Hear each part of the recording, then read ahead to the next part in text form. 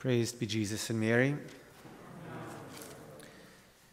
We commemorate today on the Franciscan calendar the feast of the dedication of the Basilica of St. Francis of Assisi.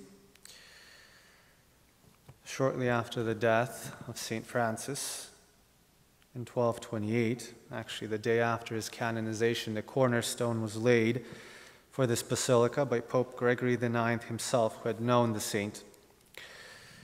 The body of St. Francis, before the church was even completed, was moved from the church of St. George to this new edifice on May the 25th of 1230. And then, by Pope Innocent IV, it was solemnly consecrated on May the 25th of 1253.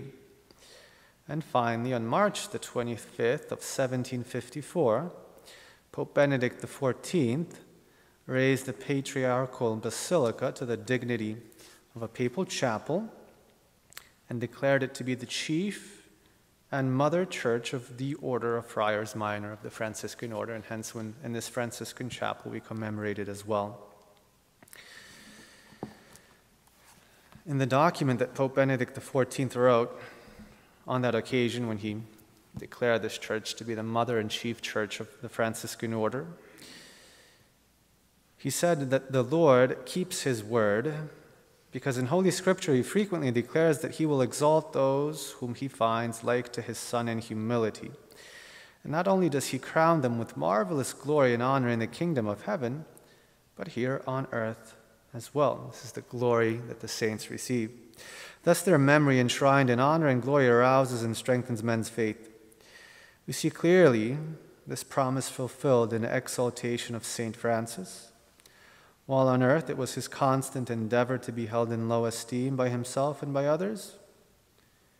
And through the unalterable indecision of the Church, he has already been honored and venerated for centuries with highest praise throughout the world as one reigning in heaven among God's friends.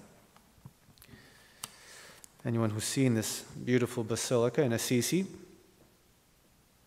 can understand how it's a symbol of how God exalts the humble. The humble St. Francis, honored now by this tremendous basilica, a feat of architecture, and also an expression of exactly how God exalts the humble, of the glory he bestows upon them in heaven, but also what he does through them on earth. The body of St. Francis is hidden. Now it's exposed to the veneration of the faithful, but it was hidden in one of the supporting columns of this basilica. All the weight of that huge edifice resting on the body of this poor little man, a symbol of the great glory, the great also achievement that the Franciscan order was, which today alone probably counts tens, if not hundreds of thousands of members between the three orders and all the laity. And throughout the history has probably counted millions of members. All this weight, so to speak, resting upon this little poor man of Assisi, through whom God worked because he saw his humility. So let's seek to, on this commemoration of this basilica, let's seek to imitate St. Francis's great humility so that God might make us living stones in his church on earth, and that he might bestow upon us his glory in heaven and the eternal Jerusalem. Praised be Jesus and Mary.